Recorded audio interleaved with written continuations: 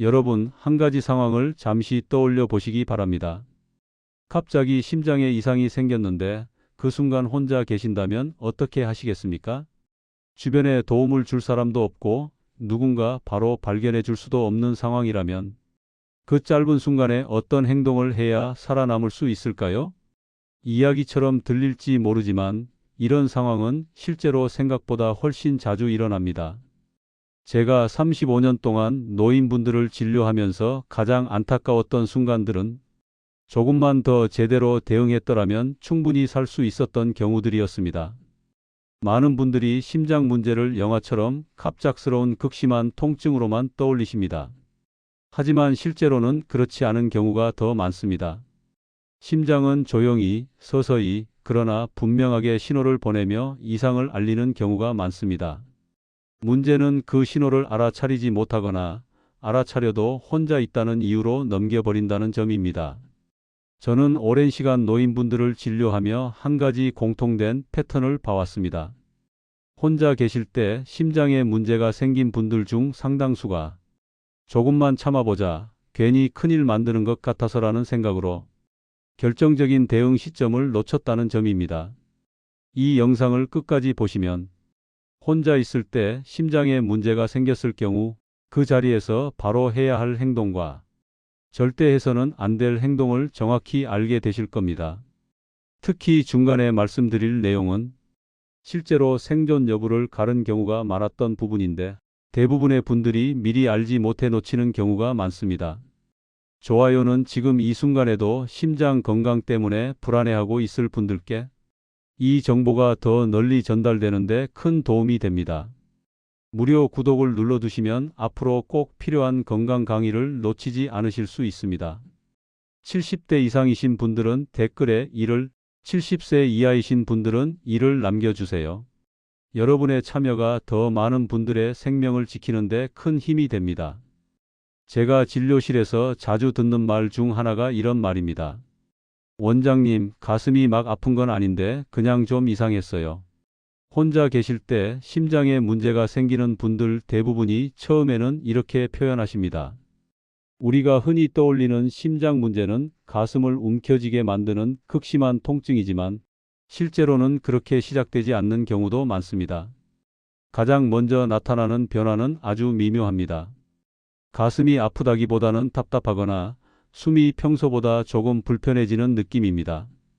평소와 똑같이 앉아 있는데도 숨을 한 번 더 깊게 쉬고 싶어지고 괜히 가슴을 손으로 눌러보게 됩니다. 어떤 분들은 명치가 더부룩한 느낌이라고 표현하기도 하고 어떤 분들은 속이 안 좋은 것 같다고 말씀하십니다. 또 하나 흔한 변화는 이유 없는 피로감입니다. 특별히 무리한 것도 없는데 갑자기 기운이 쭉 빠지는 느낌, 몸이 축 처지는 느낌이 듭니다. 혼자 계실 때 이런 증상이 오면 잠깐 쉬면 괜찮아지겠지 하고 넘기기 쉽습니다. 하지만 심장에 문제가 생길 때는 이렇게 전신 피로감이 먼저 나타나는 경우도 적지 않습니다. 왼쪽 팔이나 어깨, 목 주변이 묘하게 불편해지는 경우도 있습니다. 통증이라고 말하기엔 애매하지만 평소와는 다른 낯선 느낌입니다. 팔이 살짝 무거운 것 같기도 하고 어깨가 뻐근한 것 같기도 합니다. 이런 변화는 관절이나 근육 문제로 착각하기 쉽기 때문에 더 잘 지나치게 됩니다. 제가 강조하고 싶은 점은 이겁니다. 이런 변화가 있다고 해서 모두 심장 문제라고 단정할 수는 없습니다. 하지만 혼자 계실 때 평소와 분명히 다른 느낌이 갑자기 나타났다면 그냥 넘기지 말고 한 번 더 주의 깊게 바라보셔야 합니다. 특히 여러 증상이 겹치거나 쉬어도 쉽게 가라앉지 않는다면 더더욱 그렇습니다. 여기서 여러분이 바로 해보실 수 있는 간단한 확인이 있습니다. 지금 이 순간을 떠올려 보세요. 최근 며칠 사이 이유 없이 숨이 답답했던 적은 없으셨는지, 가만히 있는데도 가슴이나 팔 쪽이 신경 쓰였던 적은 없으셨는지 말입니다. 이런 작은 변화들을 스스로 인식하는 것이 혼자 있을 때 자신을 지키는 첫걸음입니다. 그런데 문제는 많은 분들이 이 신호를 느낀 뒤에 하는 행동입니다. 바로 그 다음 선택이 상황을 크게 바꾸는 경우가 많습니다. 다음으로는 이런 미묘한 변화가 나타났을 때 왜 그냥 움직이는 것이 오히려 위험해질 수 있는지에 대해 말씀드리겠습니다. 많은 분들이 이런 미묘한 변화를 느끼는 순간 가장 먼저 떠올리는 생각이 있습니다. 일단 병원부터 가야 하나? 그래서 자리에서 벌떡 일어나거나 물을 마시러 움직이거나 심지어 혼자 운전해서 병원으로 가려고 하시는 경우도 적지 않습니다. 하지만 심장에 이상이 생겼을 가능성이 있을 때 이 움직임이 오히려 상태를 악화시키는 경우가 많습니다. 심장은 가만히 있을 때보다 몸을 움직일 때 훨씬 많은 일을 해야 합니다. 일어나서 걷고 계단을 오르고 옷을 챙기고 신발을 신는 이 모든 과정이 심장에는 부담으로 작용합니다. 특히 혼자 계실 때는 누군가 옆에서 상태를 살펴봐 줄 사람이 없기 때문에 움직이다가 갑자기 어지럽거나 힘이 빠지면 그대로 위험한 상황으로 이어질 수 있습니다. 제가 진료실에서 자주 보는 장면이 있습니다. 가슴이 불편했지만 괜찮을 것 같아서 잠깐 움직였고 그 사이 증상이 확 심해졌다는 이야기입니다.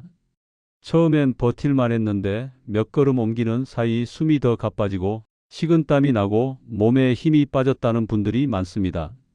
이런 변화는 심장이 이미 여유가 없는 상태라는 신호일 수 있습니다. 그래서 혼자 있을 때 심장의 이상이 의심되는 순간 가장 중요한 선택은 움직이지 않는 것입니다. 우선 하던 일을 멈추고 앉아 있거나 기대듯이 몸을 안정시키는 것이 필요합니다.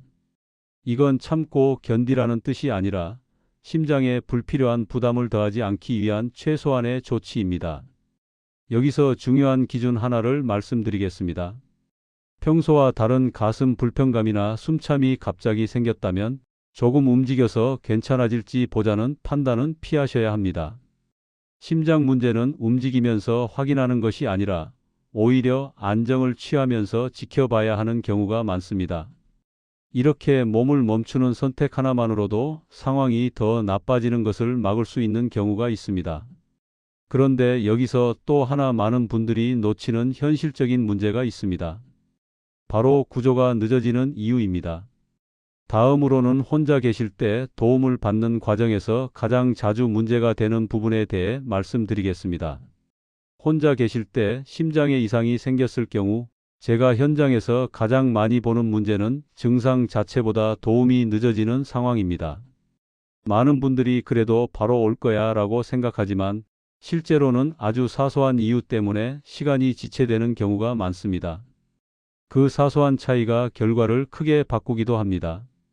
가장 흔한 원인은 주소 전달이 불분명한 경우입니다. 급한 상황에서 말을 아끼거나 동네 이름만 말하고 전화를 끊는 분들이 있습니다. 혼자 계실수록 구조대가 정확히 어디로 와야 하는지가 분명해야 합니다. 아파트라면 동과 호수까지, 주택이라면 눈에 띄는 건물이나 위치를 최대한 자세히 말해주는 것이 중요합니다. 또 하나 자주 발생하는 문제는 문이 잠겨 있는 상황입니다. 증상 때문에 몸을 움직이기 어려워졌는데 현관문은 잠겨 있고 비밀번호를 전달하지 못하는 경우입니다.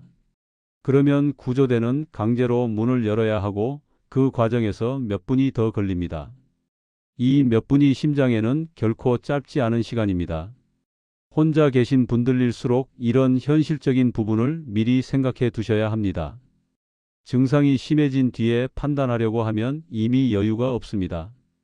그래서 저는 늘 증상보다 환경이 먼저다라는 말을 드립니다. 심장이 버텨주는 시간은 한정돼 있지만 환경은 미리 준비할 수 있기 때문입니다. 지금 이 이야기를 들으시면서 우리 집은 이게 문제겠구나 하고 떠오르는 게 있으신 분들도 계실 겁니다. 바로 그 인식이 중요합니다. 이런 구조 지연 요소를 줄이는 것만으로도 결과가 달라지는 경우를 저는 수없이 봐왔습니다. 이제 다음으로는 같은 상황에서도 심장에 부담을 덜 주는 자세와 호흡의 차이에 대해 말씀드리겠습니다. 같은 증상이라도 그 순간 어떤 자세를 취하느냐, 어떻게 숨을 쉬느냐에 따라 심장이 받는 부담은 크게 달라집니다. 혼자 계실 때는 이 차이가 더 중요해집니다. 누가 옆에서 도와줄 수 없기 때문에 내 몸 상태를 조금이라도 안정시키는 선택이 필요합니다. 먼저 자세부터 말씀드리겠습니다. 많은 분들이 불편하면 완전히 눕거나 반대로 불안해서 계속 자세를 바꾸십니다. 그런데 심장이 힘들어하는 상황에서는 이 두 가지 모두 부담이 될 수 있습니다. 완전히 누우면 숨이 더 막히는 느낌이 들 수 있고 계속 움직이면 심장이 쉴 틈이 없어집니다. 제가 권하는 자세는 상체를 약간 세운 상태로 기대듯이 앉는 것입니다. 소파나 침대, 벽에 등을 기대고 상체를 살짝 세우는 정도면 충분합니다. 이 자세는 심장으로 돌아가는 혈액 부담을 줄이면서도 호흡을 비교적 편하게 만들어줍니다. 다리는 자연스럽게 두되 굳이 힘을 주어 올리려고 애쓰실 필요는 없습니다. 다음은 호흡입니다. 심장에 이상이 생겼을 때 많은 분들이 숨을 가쁘게 쉬게 됩니다. 불안감 때문이기도 하고 몸이 산소를 더 요구하기 때문이기도 합니다. 하지만 빠르고 얕은 호흡은 오히려 심장을 더 지치게 만듭니다. 이럴 때는 숨을 줄이는 것이 아니라 느리게 만드는 것이 중요합니다. 코로 천천히 숨을 들이마시고 입으로 더 천천히 내쉬는 호흡을 반복해 보세요. 들이마시는 시간보다 내쉬는 시간을 조금 더 길게 가져가는 것이 핵심입니다. 이렇게 하면 심박이 조금씩 안정되는 데 도움이 됩니다. 여기서 중요한 점은 완벽하게 하려고 애쓰지 말라는 겁니다. 숨이 흐트러져도 괜찮습니다. 중요한 건 호흡에 의식을 두고 불필요한 긴장을 줄이는 것입니다. 실제로 이런 호흡만으로도 가슴 답답함이 조금 완화됐다고 말씀하시는 분들을 진료실에서 자주 봅니다.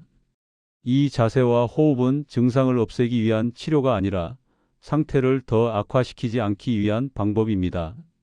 혼자 계실 때 이 차이를 아는 것만으로도 심장이 버틸 수 있는 시간을 벌 수 있습니다. 그런데 이런 순간에 또 하나 중요한 문제가 있습니다. 바로 누구에게 어떻게 도움을 알리느냐입니다. 다음으로는 혼자 있을 때 에너지를 아끼면서 도움을 연결하는 방법에 대해 말씀드리겠습니다. 혼자 계실 때 심장에 이상이 느껴지면 많은 분들이 가장 먼저 떠올리는 생각이 있습니다. 누구한테 연락을 해야 하나? 그래서 전화를 붙잡고 오래 통화하려 하거나 여러 사람에게 차례로 연락을 시도하는 경우가 적지 않습니다. 그런데 이 과정이 오히려 몸에 큰 부담이 되는 경우가 많습니다. 심장이 힘들어하는 상황에서는 말하는 것 자체가 에너지를 많이 소모합니다. 숨이 가쁜 상태에서 설명하려고 애쓰다 보면 호흡이 더 흐트러지고 가슴 불편감이 심해질 수 있습니다. 제가 진료실에서 만난 분들 중에도 전화 통화를 길게 하다가 상태가 급격히 나빠졌다고 말씀하시는 경우를 자주 봤습니다. 그래서 혼자 계실 때는 연락의 방법이 중요합니다. 꼭 길게 통화할 필요는 없습니다. 오히려 짧고 분명한 전달이 더 도움이 됩니다. 예를 들어 가슴이 불편해서 도움 필요, 119 연락했음, 집에 혼자 있음처럼 핵심만 담은 간단한 메시지면 충분합니다. 이렇게 하면 에너지를 아끼면서도 상황을 알릴 수 있습니다. 또 하나 중요한 점은 연락 대상입니다. 가까운 가족이나 이웃 중 실제로 바로 움직여줄 수 있는 사람을 미리 떠올려 두는 것이 좋습니다. 막상 그 순간이 오면 판단이 흐려지기 때문에 평소에 이럴 땐 이 사람에게 먼저 알린다는 기준이 있어야 합니다. 스마트폰을 사용하시는 분들은 긴급 연락 기능을 미리 설정해 두는 것도 도움이 됩니다. 버튼 몇 번으로 자동으로 연락이 가도록 해두면 힘이 빠진 상태에서도 비교적 쉽게 도움을 요청할 수 있습니다. 이런 준비는 위급한 순간에 큰 차이를 만듭니다. 제가 강조하고 싶은 것은 이겁니다. 혼자 있을 때 도움을 부르는 행동은 빠를수록 좋지만 그 과정에서 스스로를 지치게 해서는 안 된다는 점입니다. 말을 줄이고 움직임을 줄이고 전달은 간단하게 하는 것이 심장을 보호하는 선택입니다. 이제 다음으로는 이런 상황을 대비해 평소에 어떤 준비를 해두면 실제로 도움이 되는지 혼자 사시는 분들이 꼭 만들어 두셔야 할 응급 습관에 대해 말씀드리겠습니다. 혼자 계신 분들께 제가 가장 강조하는 건 위급한 순간의 행동보다 평소의 준비입니다. 실제 응급 상황에서는 생각보다 머리가 잘 돌아가지 않습니다. 숨이 불편하고 가슴이 답답해지면 평소 알고 있던 것도 떠올리기 어렵습니다. 그래서 그 순간에 판단하려 하지 말고 미리 몸이 움직이도록 만들어 두는 것이 중요합니다. 가장 먼저 점검해 보셔야 할 것은 집 안 환경입니다. 현관문을 어떻게 열 수 있는지, 문이 잠겨 있을 경우 구조대가 바로 들어올 수 있는지 한 번쯤은 꼭 생각해 보셔야 합니다. 평소에는 아무 문제가 없어 보이지만 막상 몸이 힘이 빠지면 문을 열거나 설명하는 것조차 쉽지 않습니다. 혼자 계신다면 이 부분은 반드시 점검 대상입니다. 다음으로는 휴대전화입니다. 휴대전화가 어디에 있는지, 손을 뻗으면 닿는 위치에 있는지 확인해 보세요. 가방 속 깊이 넣어두거나 다른 방에 두는 습관이 있다면 바꾸는 것이 좋습니다. 또한 버튼 몇 번으로 도움을 요청할 수 있도록 긴급 연락 기능을 설정해 두는 것도 큰 도움이 됩니다. 이런 준비는 실제로 생존에 영향을 주는 경우가 많습니다. 또 하나 중요한 습관은 정보를 눈에 보이게 두는 것입니다. 평소에는 기억하고 있다고 생각하지만 위급한 순간에는 잘 떠오르지 않습니다. 그래서 저는 중요한 연락처나 꼭 해야 할 행동을 한눈에 볼 수 있는 곳에 적어두는 것을 권합니다. 냉장고 문이나 현관 근처처럼 자주 보는 위치가 좋습니다. 이 모든 준비의 핵심은 복잡하지 않게 만드는 것입니다. 너무 많은 걸 하려고 하면 오히려 실천이 어렵습니다. 단순하지만 실제 상황에서 바로 도움이 되는 준비가 가장 좋습니다. 제가 진료실에서 만난 분들 중에도 이런 작은 습관 덕분에 훨씬 빠르게 도움을 받을 수 있었던 경우를 많이 봤습니다. 지금 이 이야기를 들으시면서 나도 오늘 하나는 바꿔야겠다라는 생각이 드셨다면 그걸로 충분합니다. 준비는 한 번에 완벽할 필요가 없습니다. 하나씩 바꾸는 것이 가장 오래 갑니다. 이제 마지막으로 이런 신호가 반복될 때 언제까지 지켜봐도 되는지, 그리고 어떤 경우에는 반드시 병원을 찾아야 하는지에 대한 기준을 말씀드리겠습니다. 마지막으로 꼭 짚고 넘어가야 할 부분이 있습니다. 바로 이런 신호를 어디까지 지켜봐도 되는지, 그리고 어느 순간부터는 반드시 병원을 찾아야 하는지에 대한 기준입니다. 이 기준을 모르면 많은 분들이 너무 오래 참거나 반대로 괜히 불안해하시기도 합니다. 먼저 분명히 말씀드릴 점이 있습니다. 가슴이 조금 불편했다가 짧은 시간 안에 완전히 사라지고 이후 아무 증상도 없다면 반드시 응급 상황이라고 단정할 수는 없습니다. 몸은 일시적인 컨디션 변화에도 반응할 수 있기 때문입니다. 하지만 여기에는 중요한 조건이 붙습니다. 같은 불편감이 하루 이틀 사이에 반복된다면 그때는 이야기가 달라집니다. 특히 혼자 가만히 있는데도 숨이 답답해지거나 가슴이 조이는 느낌이 다시 나타난다면 그냥 넘기지 마셔야 합니다. 저는 진료실에서 그날만 그런 줄 알았어요 라는 말을 정말 많이 듣습니다. 반복은 몸이 보내는 분명한 신호일 수 있습니다. 또 하나의 기준은 휴식을 취해도 좋아지지 않는 경우입니다.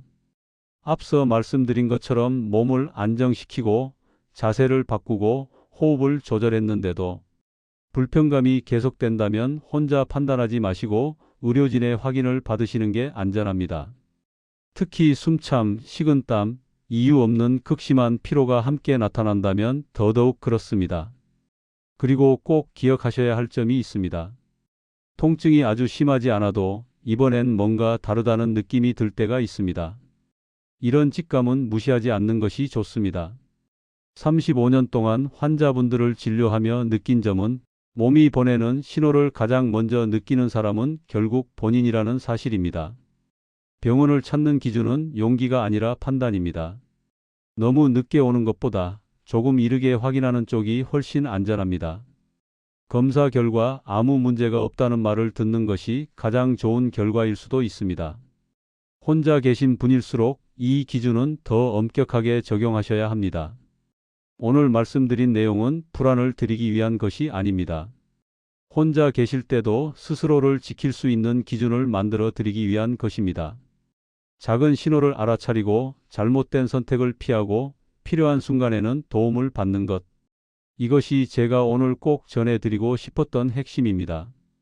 다음으로는 오늘 전체 내용을 정리하면서 꼭 기억하셔야 할 포인트와 함께 마지막 당부를 드리겠습니다. 마지막으로 조심스럽게 한 가지 말씀을 드리겠습니다.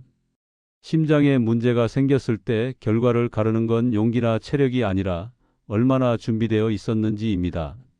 오늘 말씀드린 것처럼 혼자 있을 때 나타나는 작은 신호를 알아차리고 괜히 움직이지 않고 몸을 안정시키고 도움을 정확하게 연결하는 선택만으로도 상황은 크게 달라질 수 있습니다. 많은 분들이 설마 나에게 그런 일이 오겠어라고 생각하십니다. 하지만 제가 35년 동안 진료하며 확실히 느낀 점은 심장 문제는 예고 없이 찾아와도 대응은 미리 준비할 수 있다는 사실입니다. 오늘 들으신 내용 중 한 가지만이라도 기억해 두셔도 충분합니다. 그 하나가 실제로는 가장 중요한 선택이 될 수 있습니다. 마지막으로 조심스럽게 참여를 부탁드리겠습니다. 좋아요는 이 영상이 더 많은 분들께 전달되어 혼자 계신 어르신들이 초기 신호를 놓치지 않도록 돕는 데 큰 도움이 됩니다. 무료 구독을 눌러두시면 노년기 심장혈관 건강에 꼭 필요한 정보를 앞으로도 빠짐없이 받아보실 수 있습니다. 연령대에 따라 주의해야 할 신호가 다르기 때문에 70세 이상이신 분들은 댓글에 1을, 70세 이하이신 분들은 1을 남겨주시면 더 정확한 건강 정보를 전하는 데 큰 도움이 됩니다. 여러분의 참여는 실제로 다른 분들의 건강을 지키는 데 기여합니다.